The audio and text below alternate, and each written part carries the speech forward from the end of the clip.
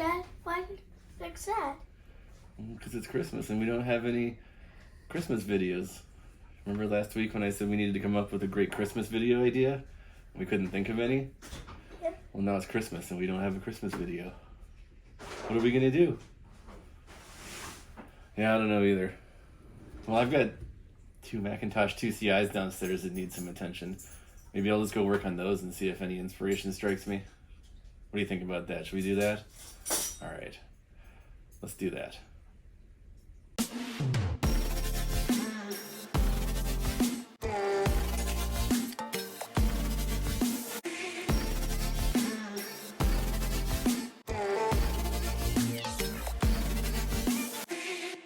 All right, well, since I didn't have any great ideas about a Christmas video, let's go ahead and recap these two Macintosh IIci's.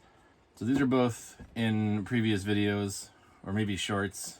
These are both from an e-cycling center. I got them at different times, but from the same place, and tested them both out. Neither of them work. Oddly enough, this top one here has feet attached to the side as if it was a Quadra 700, so it can go upright. But it's really just a IIci.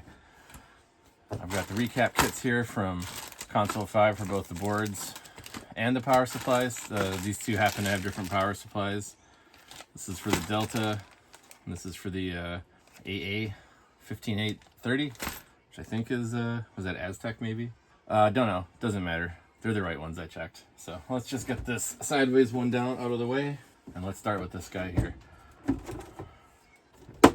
There we go. All right, so let's take the power supply apart.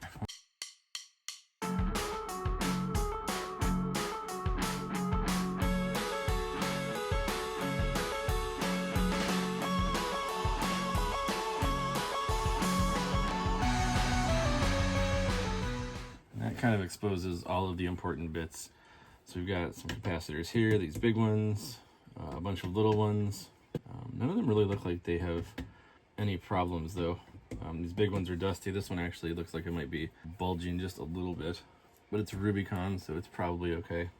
So that really makes me think that this power supply might actually be fine, and it's the soft power on the board due to some capacitors that is the issue. So here's the power switch. I don't know if you can see that. And here's the power switch in the back, soft power switch, and there's capacitors right behind it, and then capacitors near it as well. But my guess is these have all leaked, and if this looked okay, then it definitely could be a problem with not the power supply, but with the board itself. There we go. Just kind of stuck in there. All right. There are some dust bunnies under that one. We'll clean those out, no problem. Bottom of the board looks pretty pristine. So for this, I don't see any problems with it. I got a little bit more dust there. That's fine. It's not going to hurt anything. The top, of course, is a bit dusty. All right, so we've got 1, 2, 3, 4, 5, 6, 7, 8, 9, 10 capacitors. So 47, 16 volts. Those are all the same, and the two little ones are 10, 16 volts. Easy enough. Let's get all of these ripped off, and then we can replace them.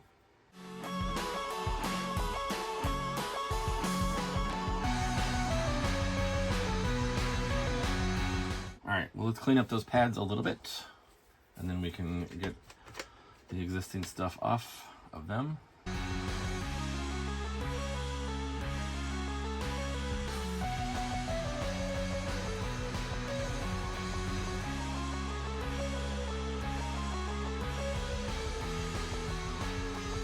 All right, so that's all of the pads cleaned up. Let's go ahead and get some fresh solder on those guys.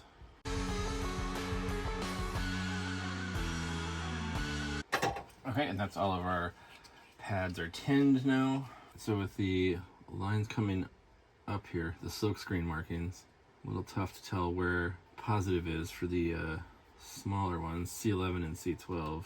I didn't pay attention when I took them off. All right, all the rest have positive to my left, so I'm going to assume that's the case. And then of course I've got our handy cheat sheet here, positive on tantalums. The polarity band is positive, not negative, like it is with the electrolytics. So we'll do the two small ones first, C11 and C12.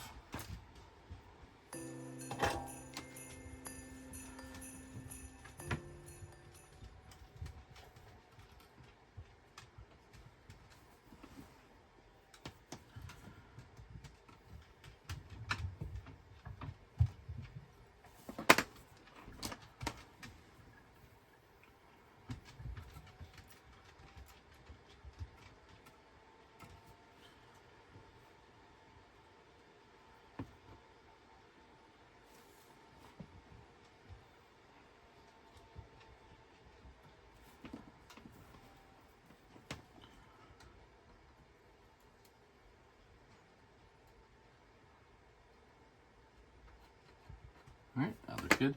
Now we can do all of the 47 microfarad 16 volt capacitors. Let's see what count. 1, 2, 3, 4, 5, 6, 7, 8.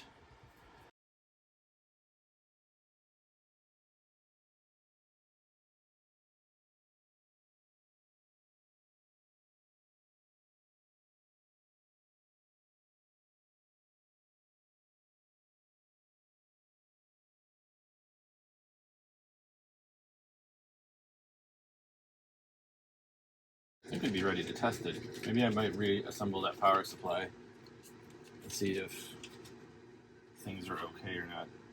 The problem with these power supplies is that they go into here, so it's really hard to test voltages when everything's put together because the only voltages are on the bottom of the board.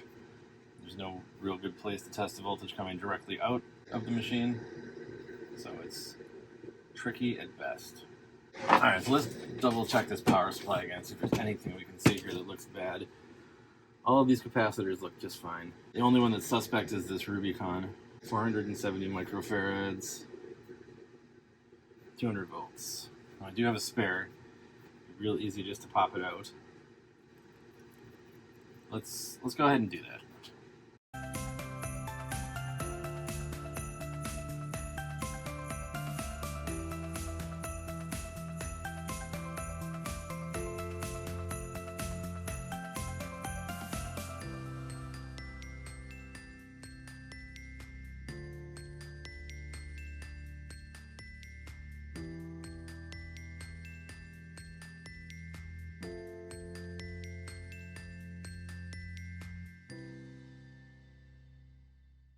Okie dokie. So I just replace the cap. Again, I'm not sure that was necessary, but we had it apart. Didn't hurt anything to do, so let's go ahead and reconnect this. Alright, now when I plug it in, since it does have soft power, it's going to immediately energize at least part of the board. Perhaps the part where I installed the two smaller capacitors backwards, since again I didn't check if that's what I did or not. But let's go ahead and plug it in and see if anything explodes. Alright, no explosions. Let's hit the power button and see what we get.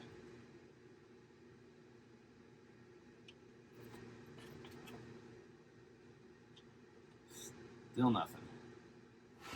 So it is a little dusty. There's a small chance that the dust is causing a short somewhere. Pretty unlikely. What I'm going to do is just kind of retouch up all of my capacitor work here, just to make sure everything is correctly soldered down.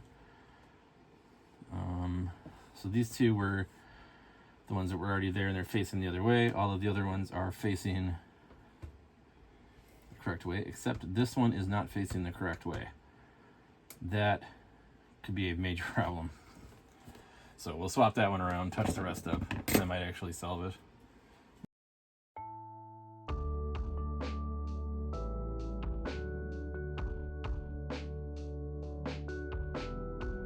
So that was a quick touch up. Let's go ahead and plug the speaker in. I'm just going to hold the power supply here so I can rest kind of a little bit. Plug it in.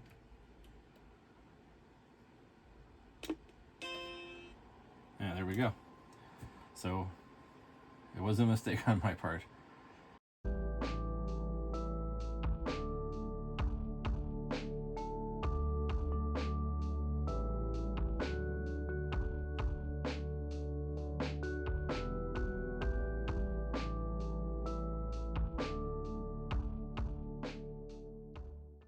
So let this be a lesson to me, mostly.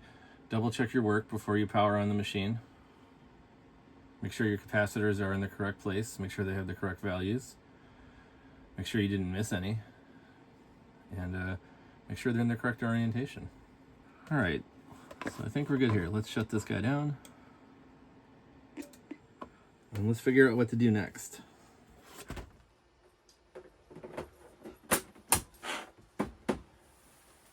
You know, I've been thinking about what I can do for a Christmas video.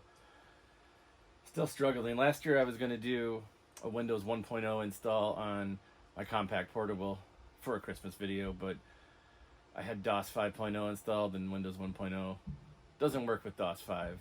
By the time I got it all started, it was weeks past Christmas. Thought maybe I could re-upload that this year and post it, but Michael MJD just posted installing Windows 1.0 on a Zenith portable. So if you want to see what it looks like to install the underwhelming Windows 1.0 on a tiny little monochrome CRT, check out his video. But that means that I can't post that one that I made. Alright, well, back to the 2CIs. Let's see what we can't think up in the meantime.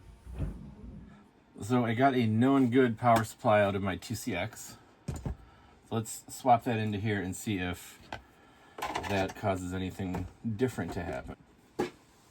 Alright, so let's take a look at our other 2CI.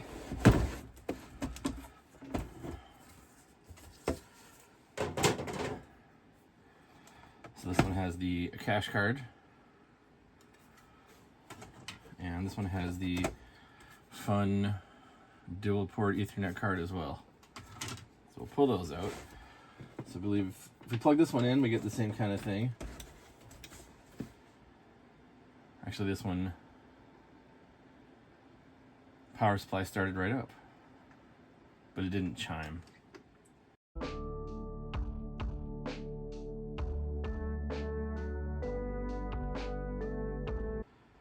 All right, well, let's go ahead and recap this one too. Checking the 10 volt ones, I did put them in the correct orientation on the last system, so that wasn't the problem.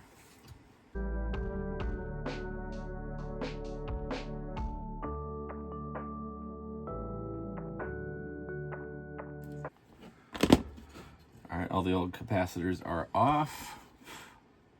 Get this dead bug out of here.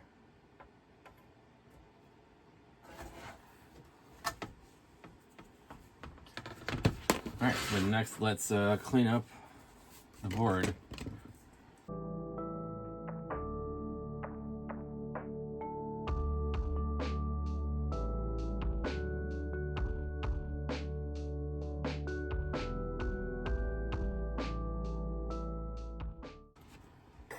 right, that looks good. Let's tin those up.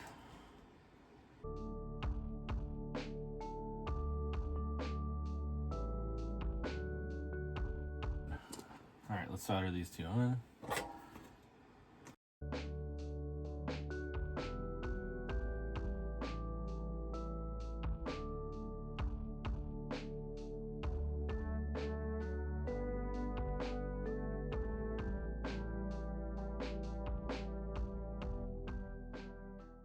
All right, so that's all of our capacitors. Let's check them all, make sure they're all on there, well connected and in the correct orientation.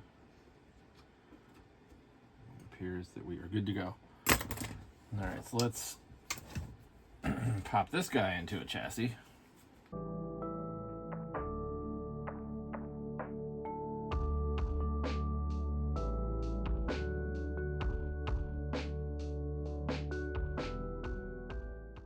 let's give this guy a test. And we got a chime. That is a really good sign.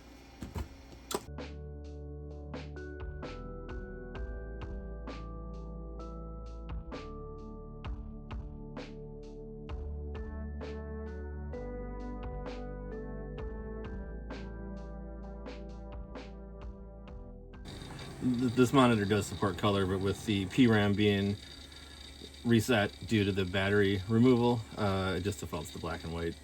And I unfortunately did not hook up a keyboard or a mouse.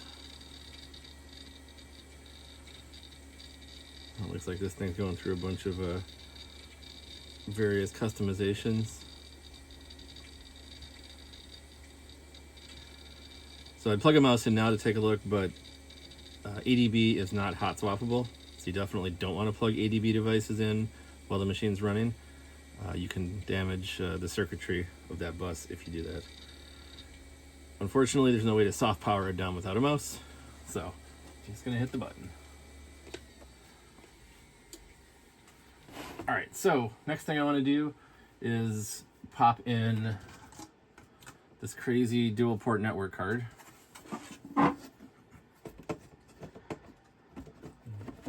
And then we'll pop the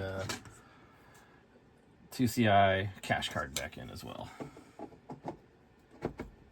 All right. So I think final thing I will do here is I'm going to try to remove this drive. This looks like a neat old drive. Definitely not designed for a IIci, but also no longer functional. All right, let's take a look at this system then. So this is running system 761. It's got 17.5 megabytes of RAM. Looks like drag thing is set to launch at startup, and it's got double the amount of RAM used by virtual memory, which today is super common to use virtual memory for everything. In fact, Windows basically only operates with virtual memory. But on these old Macs, it was a new concept still. All right, so this monitor only supports very small resolution because it's a 12-inch. It was designed to go with like the LC series. But you can see we have some nice colors here. So I think we'll call this machine good. Let's go ahead and shut it down. You have a Christmas video yet, Daddy? No, I mean I fixed these two computers, but I don't really have any. Nothing came. Wait a second. Aha! That's it. What? We have our Christmas video. Let's load up the car. All right, we got the Mac loaded up. We got the Lain loaded up. We got the dog back there too. All right, let's go make somebody's Christmas special. So we made it, and we've got Kevin's Christmas gift under the Christmas tree. Merry Christmas, Kevin. Merry Christmas, everybody. So everybody, thanks for watching. We had a lot of fun putting this Christmas video together. We wish you a Merry Christmas, Happy Holidays, Merry Christmas. and we'll see you in the next video. Thank you. Bye. Hi, guys. Make sure to like and subscribe and watch more of our videos later.